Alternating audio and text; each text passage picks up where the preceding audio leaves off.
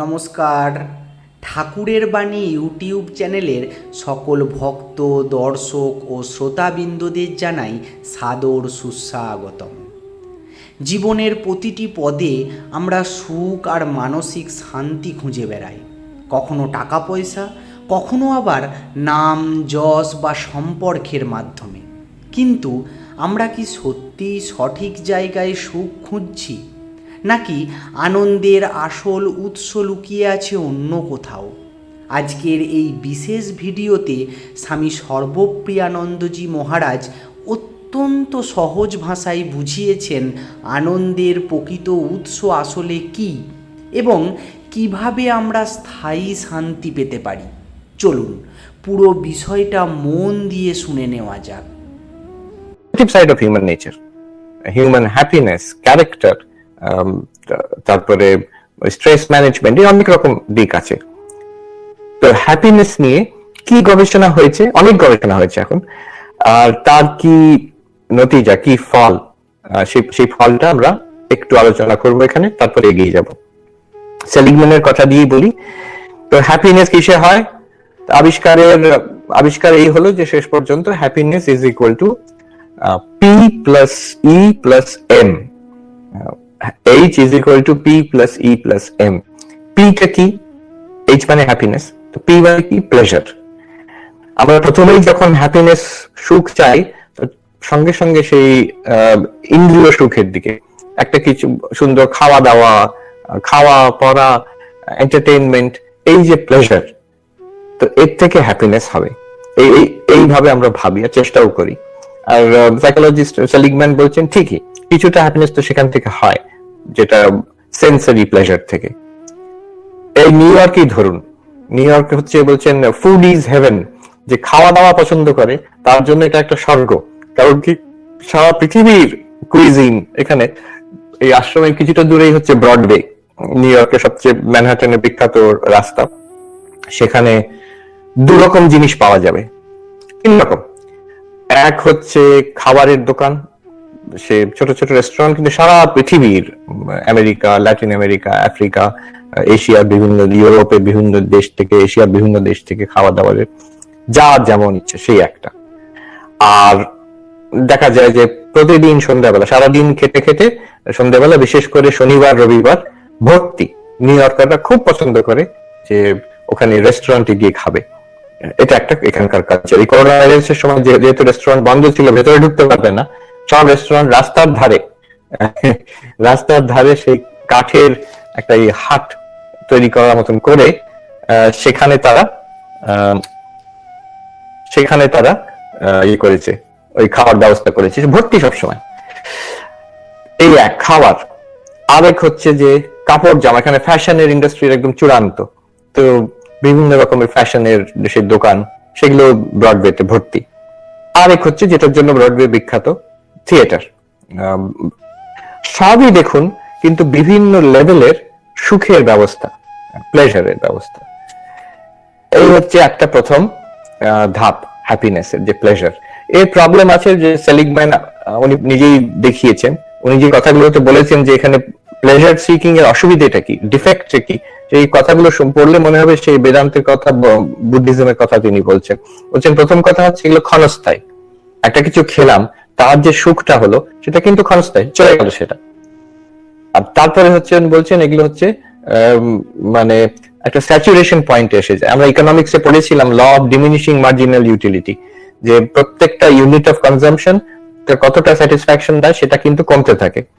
একটা কেক খেলাম, তার এতটা স্যাটিসফ্যাকশন, তার আরেকটা যদি খেতে চাই, এত আনন্দ পেয়েছি, আরেকটা খাবো কিন্তু তাতে কম আনন্দ হবে, তৃতীয়টা খাবো আরো কম আনন্দ, চতুর্থটা খেলে আর কোনো আনন্দই নেই, যদি ফিফথ কেক দেয় তখন হয়তো বমি পাবে আমার। তো সেই যে মার্জিনাল ইউটিলিটি কমতে থাকছে, এটা একটা প্রবলেম। ইন্দ্রিয় সুখের আরেকটা প্রবলেম, সেটা খাওয়া পড়া যাই হতে পারে, যে কোনো এই প্লেজার। আরেকটা প্রবলেম হচ্ছে যে ওই একটুতে স্যাটিসফ্যাকশন হয় না, একবার খেয়ে নিলাম তাতে হয়ে গেল তা হবে না, আবার রিপিট করতে হবে। শুধু রিপিট, সেই একই জিনিস কিন্তু পরের বার রিপিট করলে অতটা স্যাটিসফ্যাকশন হবে না, আরো কম স্যাটিসফ্যাকশন হবে। আবার আরো বেশি দরকার, আরো ভ্যারাইটি দরকার, ডিফারেন্ট টাইপ দরকার।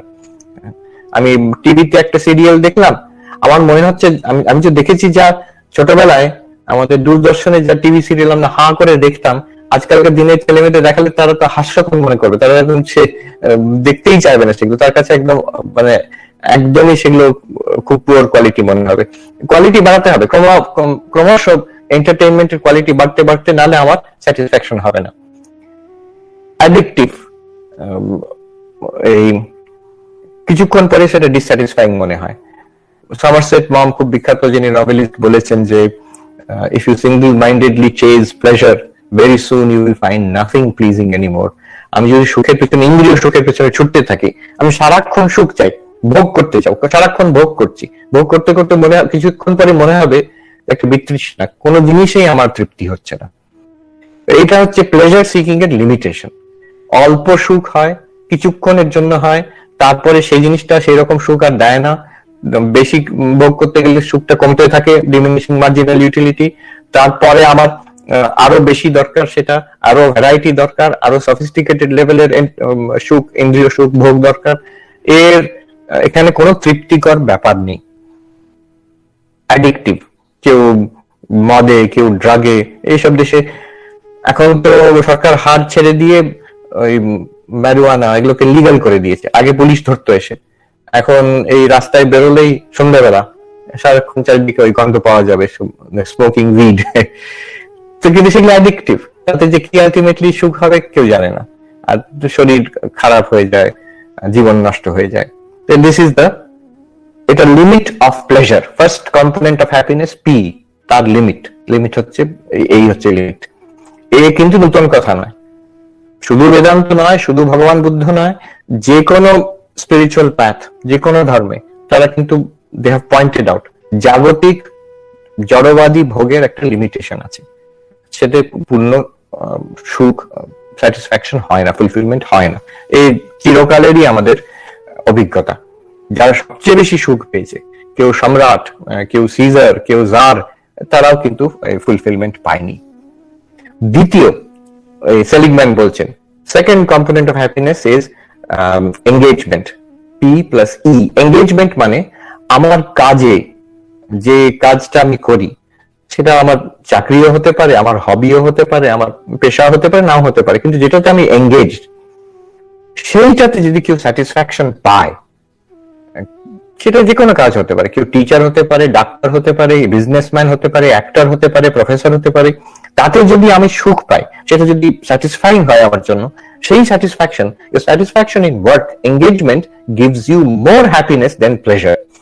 হ্যাপিনেস আর প্লেজার কিন্তু এক নয়, আর প্লেজার থেকে বেশি সাস্টেনেবল হ্যাপিনেস, মোর ফুলফিলিং, পূর্ণতা আমরা অনুভব করি আমাদের এঙ্গেজমেন্টে।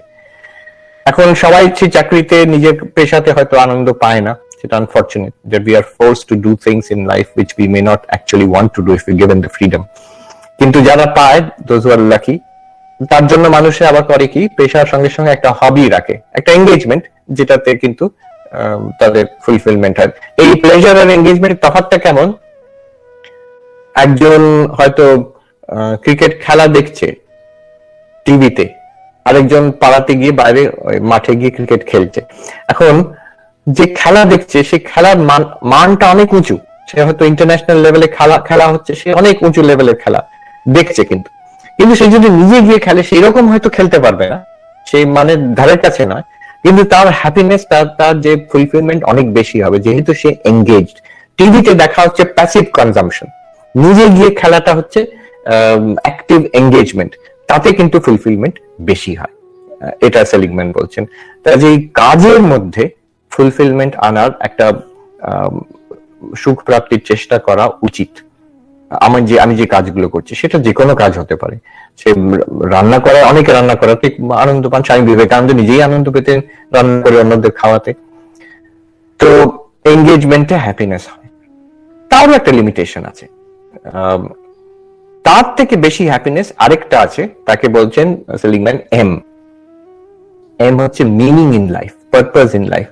একটা এমন কিছু কাজ যেটা which I find very meaningful, অনেক সময় হয় অন্যদের জন্য করলে তাতে একটা হ্যাপিনেস আসে। স্বামী বিবেকানন্দ বলছেন, unselfishness is more paying but it tax maturity to understand that.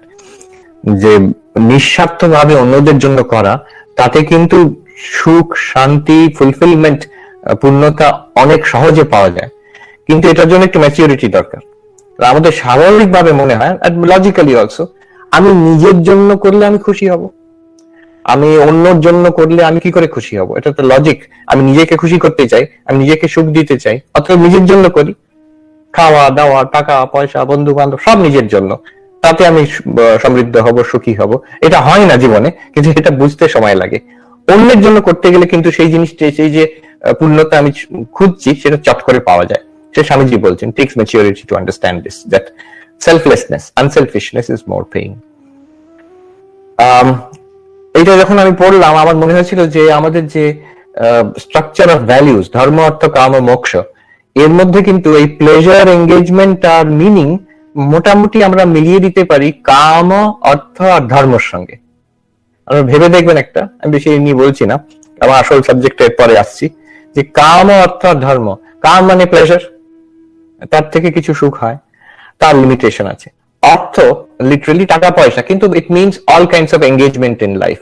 আমার search for success and fulfilment through job, যে কোনো ভাবে সোসাইটিতে আমি সাকসেস অ্যাটেইন করছি, দ্যাট ইজ, সেটাকে আমি অর্থ বলতে পারি, এঙ্গেজমেন্ট। আরো একটু টেনে টুনে ওই ধর্মের সঙ্গে meaning in life, usually ethical, moral, meaningful life, সেটা ধর্মের একটা ইন্টারপ্রিটেশন, আমরা মিলিয়ে দিতে পারি। অতএব এই যে আমাদের স্ট্রাকচারটা, ধর্ম অর্থ কাম ও মোক্ষ, এইটা কিন্তু it is actually science of happiness. এটা এমন নয় যে শাস্ত্র বলে দিচ্ছে তোমাকে এগুলোকে পারসিউ করতে হবে, তোমার জীবনে এই হচ্ছে লক্ষ্য, শাস্ত্র বলছে, তার জন্য নয়। এ বলছে যে তোমার লক্ষ্য হচ্ছে আনন্দ প্রাপ্তি করা, অতএব আমি বলে দিচ্ছি কিভাবে আনন্দ প্রাপ্তি করতে পারো, একটা কামের দ্বারা, একটা অর্থের দ্বারা, একটা ধর্ম। আর কখনোই আমরা বলি না যে আগে প্লেজার, তারপরে এঙ্গেজমেন্ট, তারপরে মিনিং। প্রথমে আমরা বলি ধর্ম, সেই ওই ধর্মের ভিত্তিতে কাম আর অর্থ। ধর্ম লিমিটস, ডিফাইন্স যে sustainable pursuit of pleasure and success কি করে হতে পারে। যাই হোক, এবার আমি আসল বিষয়ে আসি, যে অধ্যাত্ম জীবনে বেদান্ত দর্শন শাস্ত্র, আমাদের ভারতীয় দর্শন শাস্ত্র এই বিষয়ে কি বলে। যে ঠাকুর বলেছিলেন, এক, সেটার পেছনে যতগুলো শূন্য লাগাবে তার ভ্যালু বাড়তে থাকবে, কিন্তু ওই এক ছাড়া যতগুলো শূন্য জোগাড় করবে তার কোনো শেষ পর্যন্ত ভ্যালু থাকবে না। তো এই যে আমরা সব আলোচনা করছি, শেষ পর্যন্ত আমাদের ঋষিমুনিরা দেখেছেন এগুলো সব শূন্যের ক্যাটাগরিতে পড়ে। এইগুলো যতগুলোই আমরা, সেই অর্থই বলুন, কামই বলুন, আর ধর্ম যদি সকাম ধর্ম হিসেবে বলি আমরা, তাতে কিন্তু সেই লিমিটেশন তার আছে। সে একদিন মনে হবে কিছুই পেলাম না। তো একটা কি, সেই একটা কি আর সেটাকে কি করে পাওয়া যায়, এই হচ্ছে যে আসল সায়েন্স অফ হ্যাপিনেস। আজকের বক্তব্যের কথা হচ্ছে যে ওই the search for that one. আমাদের বেদান্ত বলেন যে আমাদের আসল স্বরূপ হচ্ছে সচ্চিদানন্দ। আমাদের আত্মা মানে আমার স্বরূপ যেটা, ইট ইজ ইটারনাল এক্সিস্টেন্স।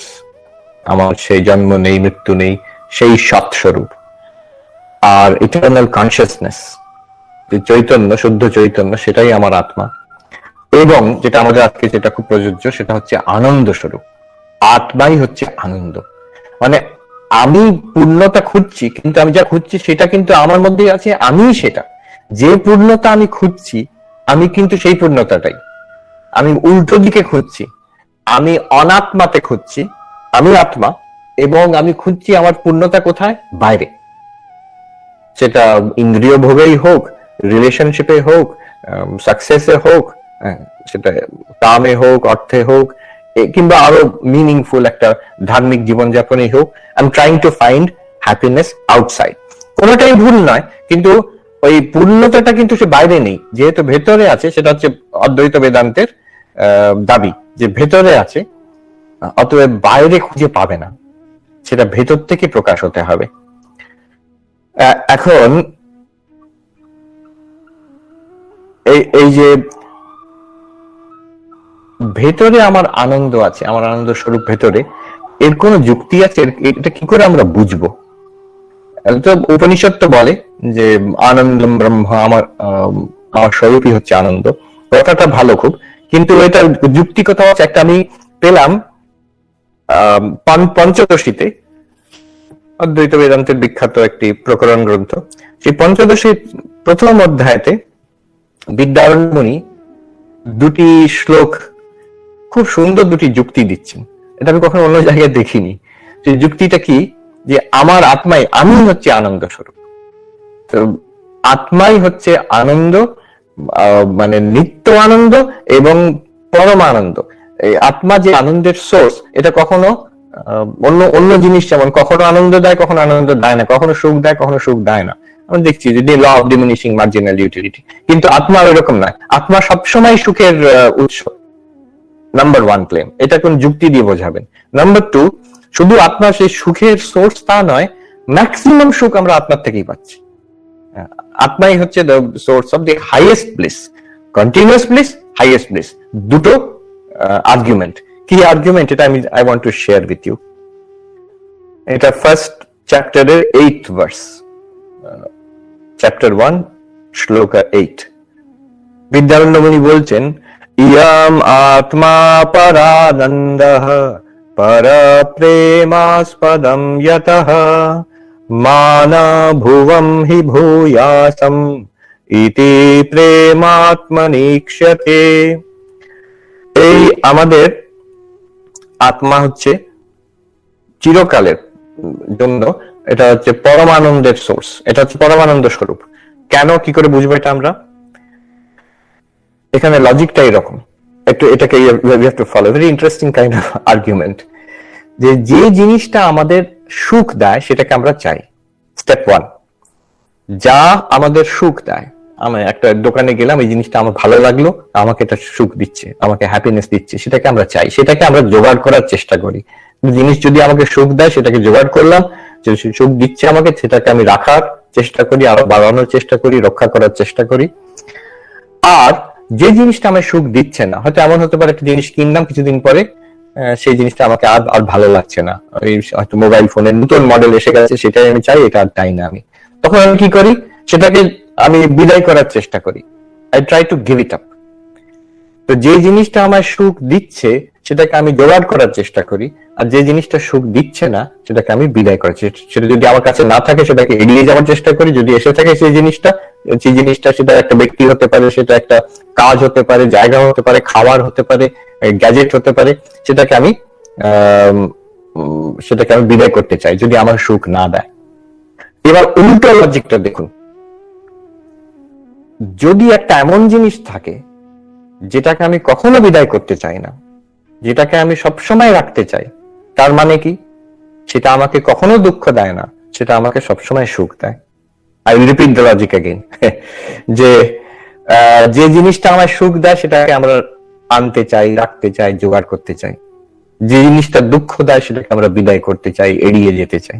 এটা তো ঠিক, সবাই জানে। এবার উল্টোটা দেখুন, যদি একটা এমন জিনিস থাকে যেটাকে সবসময় আমরা রাখতে চাই আর কখনোই বিদায় করতে চাই না, তার মানে সেই জিনিসটা আমাকে চিরকাল সুখ দিচ্ছে। এটা যদি বোঝা হয়ে থাকে, এবার নেক্সট স্টেপে যাই, তখন বলছেন যে নিজের দিকে দেখো। এই যে আত্মা, আমি নিজে, আমি কখনোই বলি না যে লেট মি নট বি, আমি মরে যাই, আমি থাকবো না। আমি বরং উল্টো আমি বলি ভূয়াসম, লেট মি বি, আমি বাঁচতে চাই, আমি থাকতে চাই, লেট মি বি। আমি যে মরতে চাই না, আমি থাকতে চাই, এটা কিন্তু লক্ষণ যে আমি আমার নিজস্ব যে self, that is the source of happiness. কারণ লজিকটা কি, যেটাকে আমি রাখতে চাই সেটা আমার সুখের কারণ। যদি একটা জিনিসকে আমি বিদায় না করতে চাই, তাহলে সেটা আমার সুখের কারণ, সেটা আমার দুঃখের কারণ নয়। এবার আমি নিজেকে কখনো বিদায় করতে চাই না, আমি নিজেকে সবসময় প্রিজার্ভ করতে চাই, রাখতে চাই। কেউ বলতে যাচ্ছে তাহলে তো মোস্ট অবভিয়াস অবজেকশন সুইসাইড, যদি কেউ মরতে চায়। কিন্তু সেটা দেখুন, সুইসাইড যে কারণ সবসময় কিন্তু আগন্তুক। কেউ তার অনেক শরীরে কষ্ট, সে বলছে আমি আর বাঁচতে চাই না, বড্ড কষ্ট বাবা, মরে যেতে চাই, এরকম আমরা শুনি। কিন্তু তাকে যদি বলা হয় তোমার শরীরে কষ্ট সব সরিয়ে দেওয়া হবে, তারপরেও কি তুমি মরতে চাও? না, আমার অনেক ঋণ হয়ে গেছে, অনেক লোন, আমি কি করে এটাকে শোধ করবো জানি না, আমি সুইসাইড করছি। তাহলে সুইসাইড করাটা কি উদ্দেশ্য, নাকি লোনটা সে চায় না? যদি বলে দেয় তোমার লোনটা কিন্তু মাফ করে দেওয়া হবে, তাহলে সুইসাইড করবে না। অতএব আমার নিজের স্বরূপ, আমি নিজেকে, quite apart from external things, নিজেকে কখনো আমি ঘৃণা করি না। বাইরের থেকে কোনো আগন্তুক একটা ফ্যাক্টর এলে তখন আমার চিন্তা ভাবনা অন্যরকম হয়ে যায়, কিন্তু অ্যাজ সাচ আমার আত্মা, মানে আমার যে নিজের স্বরূপ, আমি আমাকে কখনো, আমি চাই না যে আমি শেষ হয়ে যাই, আমি নিজেকে কখনো চাই না যে আমি না থাকি, বরং আমি চাই যে আমি থাকবো, আমি কখনো যাতে মরে না যাই, আমি যাতে শেষ না হয়ে যাই।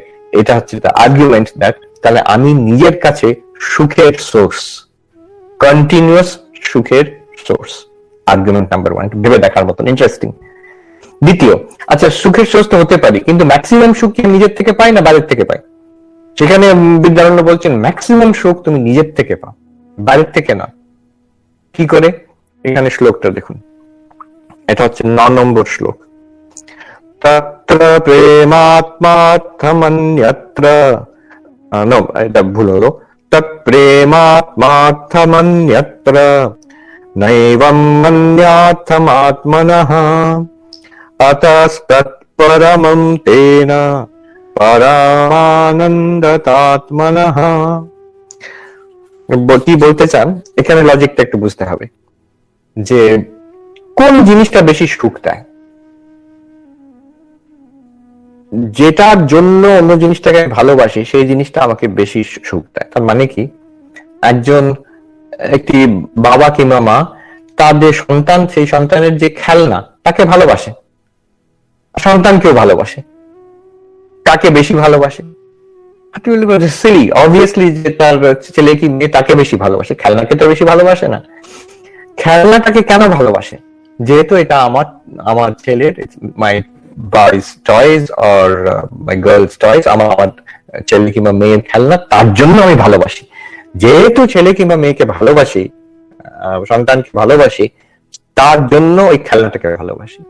তো যেটার জন্য অন্যটাকে ভালোবাসা হয়, আমি এর জন্য বি কে ভালোবাসি, কিন্তু এ কে বেশি ভালোবাসি। তাহলে কোনটা আমাকে বেশি সুখ দিচ্ছে? আমাকে এ বেশি সুখ দিচ্ছে, এখানে আমার ভালোবাসা বেশি। আর বিটা সেকেন্ডারি, বিকজ এটা এর জন্য। এ হচ্ছে যে সন্তান আর বি হচ্ছে খেলনা। সন্তান আমাকে বেশি সুখ দিচ্ছে, তাই জন্য আমি সন্তানকে বেশি ভালোবাসি। আর খেলনাটা কম সুখ দিচ্ছে, ওটা সন্তানের জন্য। তো এই দিস ইজ দ্য লজিক, যার জন্য যেটা করা হয়। এবং এটা বোঝার জন্য খুব সহজ কথা, এটা একটা ঘটনা, একটা গল্প, যে একটি ছেলে, সে খুব বড় মাল্টি ন্যাশনাল কোম্পানিতে চাকরি করে। তো সে বলল যে না, আত্মাকে আমি সবচেয়ে বেশি ভালোবাসি, সবকিছু আত্মার জন্য, তা নয়। কারণ কি, আমি আমার কাজটাকে খুব ভালোবাসি। আমার যে নতুন চাকরি হচ্ছে, আমার খুব উৎসাহ, খুব ইন্টারেস্ট। তাকে জিজ্ঞেস করা হলো যে আচ্ছা তুমি কাজটাকে ভালোবাসো, কাজের জন্য? হ্যাঁ। তাহলে তোমাকে সেই যে বিরাট পে প্যাকেট সেটা দেওয়া হবে না, তুমি শুধু কাজটা করে যাবে। না, তা কি করে হয়, আমি পে প্যাকেটটা না পেলে হয়? আচ্ছা তোমাকে যদি চয়েস দেওয়া হয়, তুমি কাজটা কিংবা পে প্যাকেট দুটোর মধ্যে তুমি কোনটাকে চুজ করবে? একটা তুমি পাবে, হয় কাজটা করবে, কোনো পেমেন্ট দেওয়া হবে না, কিংবা কাজ করবে না কিন্তু পেমেন্টটা তোমাকে দেওয়া হবে, পুরো পে প্যাকেটটা তোমাকে এমনি দিয়ে দেওয়া হবে। সে বললো না না, তাহলে ঠিক আছে, পে প্যাকেটটাই আমি নেবো। অতএব আমি পে প্যাকেটের জন্য কাজটাকে ভালোবাসি। এখানে আমি have to be very clear আর হার্ড হেডেড। আমি আলটিমেটলি যদি আমাকে চাপ দেওয়া হয় চুজ করার জন্য, আমি পে প্যাকেটের জন্য কাজটাকে ভালোবাসি। যদি বলা হয় আচ্ছা পে প্যাকেটটাকে তুই তাহলে শেষ পর্যন্ত ভালোবাসো, হ্যাঁ, তা কি সত্যি? যদি বলা হ্যাঁ তোমাকে অতটা টাকা দেওয়া হলো, কিন্তু তুমি একেবারেই খরচ করতে পারবে না, টাকাটা শুধু দেওয়া হলো, তোমার নামে রইলো, কিন্তু কোনো খরচ হবে না। না না, তা কি করে হয়? আমি তো ওটাকে খরচ করতে চাই, ওটাকে ব্যবহার করে আমি কেনাকাটা করতে চাই, আমার স্ত্রীর জন্য, সন্তানের জন্য, বাবা মার জন্য, তাদের জন্য আমি খরচ করে অনেক কিছু কেনাকাটা করব। আর সেই জন্য, ওদের জন্য আমার ভালোবাসে, আমি ভালোবাসি টাকাটাকে। শুধু টাকাটা টাকার জন্য নয়, টাকাটা যেটা আমাদের ফ্যামিলিকে যা দিতে পারে তার জন্য আমি ভালোবাসি। তাই? হ্যাঁ তাই। তাহলে এমন হোক যে তুমি খরচ করতে পারবে, টাকাটা দেওয়া হলো, খরচ করতে পারবে, কিন্তু ওই ফ্যামিলির কেউ তোমার হবে না, তোমার স্ত্রী নয়, তোমার সন্তান নয়, তোমার বাবা মা নয়, অজ্ঞাত লোকের জন্য খরচ হবে তোমার টাকাটা। রাজি আছো? না না না, সেটা কি কথা হবে? যারা আমার সম্পর্কে যারা আছে তাদের জন্য আমি খরচ করতে চাই। এই দেখুন, শেষ পর্যন্ত আমারই এসে টিকলো। আরম্ভ হয়েছিল মাল্টি ন্যাশনাল চাকরি দিয়ে, সেখান থেকে গেল টাকায়, সেখান থেকে গেল রিলেশনশিপে, বাবা মা ছেলে স্ত্রী পুত্র সব। সেখান থেকে শেষ পর্যন্ত আমার। অতএব এখানে বলছেন আমার জন্য এই স্ত্রী পুত্র এরা ভ্যালুয়েবল, স্ত্রী পুত্রের জন্য এই জিনিসপত্রগুলো ভ্যালুয়েবল, জিনিসপত্রের জন্য টাকাটা ভ্যালুয়েবল, এই টাকাটার জন্য চাকরিটা ভ্যালুয়েবল। এবার কোনটা আমাকে সবচেয়ে বেশি আনন্দ দেয়? চাকরিটা কি আমাকে সবচেয়ে বেশি আনন্দ দেয়, না টাকাটা বেশি আনন্দ দেয়, নাকি যে টাকা থেকে যে জিনিসগুলো কিনছি সেগুলো আনন্দ দেয়, নাকি আমার স্বজন যারা স্ত্রী পুত্র এরা তারা আমাকে আনন্দ দেয়? মানতে হবে যে সবচেয়ে কম ডিস্টেন্ট হচ্ছে যে চাকরিটা, কাজটা, তারপরে টাকাটা, তারপরে টাকার যে পারচেসিং পাওয়ারটা, তারপরে হচ্ছে যে আমার যে রিলেটিভরা, তার উপরে আমরা সেদিকে নজর দিই না, আমি যার জন্য এসব হচ্ছে। অতএব আত্মাটাই, আত্মার জন্য স্ত্রীপুত্রতে আনন্দ, স্ত্রীপুত্রের জন্য জিনিসপত্রতে আনন্দ, জিনিসপত্রের জন্য টাকাতে আনন্দ, টাকার জন্য কাজে আনন্দ, সবচেয়ে বেশি আনন্দ আত্মাতে। তাহলে এই লজিকটা ভেবে দেখুন, এখানে বিদ্যারণ্য স্বামী বলছেন তৎপ্রেম আত্মার্থমান্যত্র, সেই ভালোবাসাটা কিন্তু শেষ পর্যন্ত আত্মার জন্যই, আর আত্মা কোনো জিনিসের জন্য নয়। আত্মা মানে আমার সেলফ, এখানে সেলফিশ হতে বলছে না, এখানে আত্মার আসল স্বরূপ কি পরে দেখা যাবে, যে আত্মা আমার মধ্যে সবাইকার মধ্যে। অতএব এখানে আত্মার একত্বের কথাই বলা হবে, একটা শরীর মন আত্মা তার নয়। কিন্তু করি আজকের এই আলোচনাটা আপনাদের জীবনকে দেখার দৃষ্টিভঙ্গি অনেকটাই বদলে দেবে। স্বামীজির কথা থেকে আমরা এটাই বুঝতে পারলাম যে বাইরের বস্তু আমাদের সাময়িক আনন্দ দিতে পারে, কিন্তু স্থায়ী শান্তি লুকিয়ে আছে আমাদের অন্তরেই। আলোচনাটা আপনার কেমন লাগলো নিচে কমেন্ট করে অবশ্যই জানাবেন। ভিডিওটি ভালো লাগলে লাইক ও শেয়ার করুন এবং এমন আরও অর্থপূর্ণ এবং শিক্ষণীয় বিষয় দেখতে চ্যানেলটি সাবস্ক্রাইব করে পাশে থাকুন। ভালো থাকুন, সুস্থ থাকুন, এই প্রার্থনা জানাই ঠাকুর মা স্বামীজির কাছে। ধন্যবাদ।